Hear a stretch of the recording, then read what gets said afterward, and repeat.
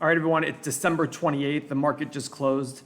As you can see, we hit some pretty good numbers here in the market. Obviously, as a value investor, I don't like this, but the S&P starting to trend up towards the mid 3,700 range. Got the 3,740 or so. A couple of big winners today, Ulta Beauty, and then a big loser was Etsy. But I'm going to be going over Whirlpool and Ulta. And the reason being is I've already done Etsy. I think we've done a full video on Etsy before, so go back and check it out. Let's check out Ulta Beauty, though. They're that in strip mall kind of beauty chain. Check out a little bit about them. They have 1,250 stores, largest specialized beauty retailer in the U.S. The firm offers makeup, fragrances, skincare, and hair care products, and bath and body products. They have private label as well as private label brands. Wait a second. And merchandise from more than 50 vendors. So most Ulta stores are about 10,000 square feet. So they're big, been around for about 30 years. To start with, that $15.6 billion market cap. So again, everyone, if you're trying to buy the entire company in full, you have to buy all the shares. It would cost you $15.6 billion if you did it today. PE ratio is kind of high, 70, but I'm not going to be as worried about that because a big chunk of that could be because of COVID and a drop in profit and revenue over the last few quarters. So again, it's an X, but we'll look into it further. Low profit margin in the last quarter, but a good profit margin overall. Gross margin about 35%. Remember, gross margin versus profit margin. Gross margin is for every extra unit sold, what percentage of that goes to profit. And the profit margin right here is the bottom line profit. So we have two X's so far, but let's go check out the revenues. Now, revenue growth. Now remember, the last full year was January of 2020. So we're gonna look at the trailing 12 months. So this does not include any COVID time, but we do see a lot of revenue growth, 3.9 billion up to 7.4 billion. This is a major check. Profit-wise, 320 million up to 706 million. Again, big profit check.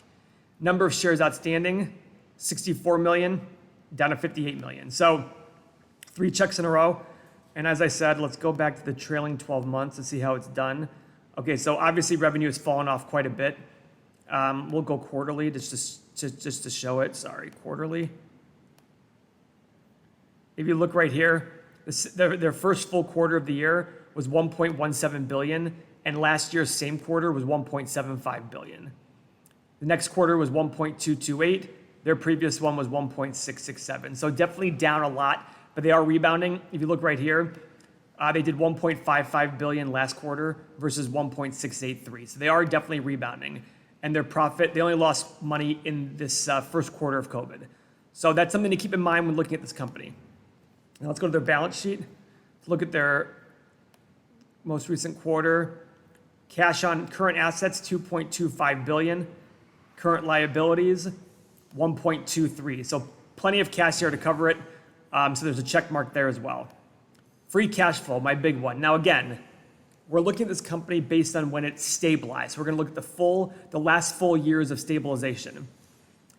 Free cash flow is what the company is gonna use to pay dividends, buy back shares, etc. Actually, I don't remember, did they even pay a dividend? Let's see. They do not pay a dividend. So we don't have to worry about any dividend payments and calculating if that's supported or not.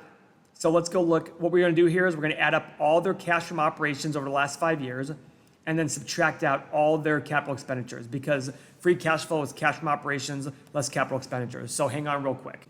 So their average over the last 5 years was 422 million in free cash flow. But last year, they did 800 million. So since there's a lot of growth, we want to make our multiple higher because they have a lot of growth in the past. We don't want to just make it based on the average of the last 5 years. Now, is it possible to use just the last year's? That's very possible too, since they are still growing. The question to ask yourself is this growth potential still possible? Because they have grown, they've almost doubled in 5 years in their revenue. Is that sustainable? They have 1,250 stores, about what is that per state? 25 per state. So you just have to figure out like, okay, is this sustainable? So at 422 million times, let's call it 25, that's a $10.6 billion company. And right now they're at 15.67. So overpriced based on the multiple free cash flow. So here's what I want to do now, though. I want to share. Let's make sure this is sharing here. So in my Excel sheet that I've shown you guys before, this is how I run a basic model for my stocks. I put in I calculate the average annual revenue growth, the annualized revenue growth. You see right here, their income growth hasn't been as much, but that's probably because of the big loss and big drop in profit over the last year, because this factors in the most recent quarters. I do a revenue growth discount and then a profit margin discount. The profit margin has been affected, so this might not, because of the last few quarters being a big drop because of COVID, so this might not be as big. So I might want to actually take this up to 8.3%, to the full 8.3, and I have a price here of 150 to 230. So it's somewhat in line with what we came up with the price of free cash flow. So I'm sitting there thinking to myself, okay, on my low end assumptions, the stock's worth 150, on the high end 230. The good news is it's sold for that all day in the last year. So the year low is 124. So if you'd bought it at the year low, you'd have made a killing. So the whole point on this one is there is potential for Ulta Beauty. I know women love the store.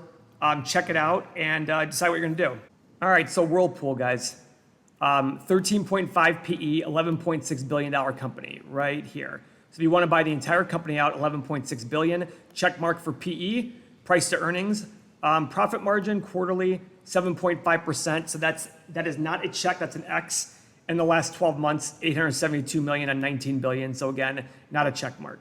They do pay a dividend of 2.6%. So 2.6 on 11 billion, call it $300 million just to be conservative. So we want to make sure their free cash flow can support that $300 million payment.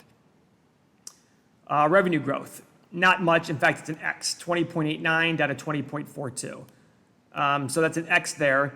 Profit for the last 5 years, 783 up to 1.184. So that's a check mark there. Now, it was a big jump in profit without a big jump in revenue. So if you look right here at their operating income, that's another metric I've been looking at lately. Their operating income is not going up, it's going down. So that tells me they're figuring out other ways to increase their profit. That might be through cost cutting, lower debt costs, et cetera. So the business itself is not doing better according to this. They're just doing other financial things to make more money. And that's something you want to consider when looking at a company. Number of shares outstanding though, definite check mark, 78.7 down to 63.7. That's a reduction of almost 20% in their shares. Balance sheet. Let's go look at that balance sheet. Total current assets, $9.3 billion. Total current liabilities, 9.1. So barely enough to cover it, but it's still a check mark nonetheless. Now for my favorite, free cash flow. I'm going to add up all the cash from operations and subtract out all the capital expenditures. As you can see here, not too much, but about 40% of their cash from operations is used in capital expenditures last year. So let me add this up real quick. Okay, so the average for the last 5 years has been $600 million a year. Now this company is not growing a lot. So I would sit there and say, I'd want to multiply it by a very low number. I'm thinking 12, maybe 15, because the historical average for free cash flow and earnings should be about the same over long periods of time.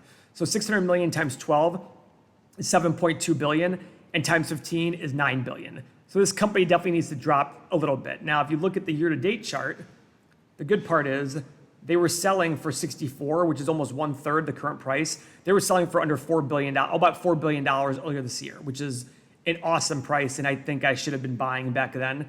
I would wait on this one a little bit. Definitely add it to your, because it's a good brand. You just got to make sure you feel comfortable with the brand, that it's going to be sticking around. So from this, I think that we've had two good stocks today to look at. I don't know, I have to figure out why they're down 4% today, but once you figure it out, maybe it's a long-term trend. Let's actually see what they've done the last 12 months. Ooh, their revenue's down a lot in the last 12 months. That makes sense. They still make money. They still made pretty decent money, though. That's pretty good to see. They still made decent money. So I like to see that. And they can support the dividend just fine, $300 million. So anyways, that's the recap. Thanks very much, guys, and talk to you soon.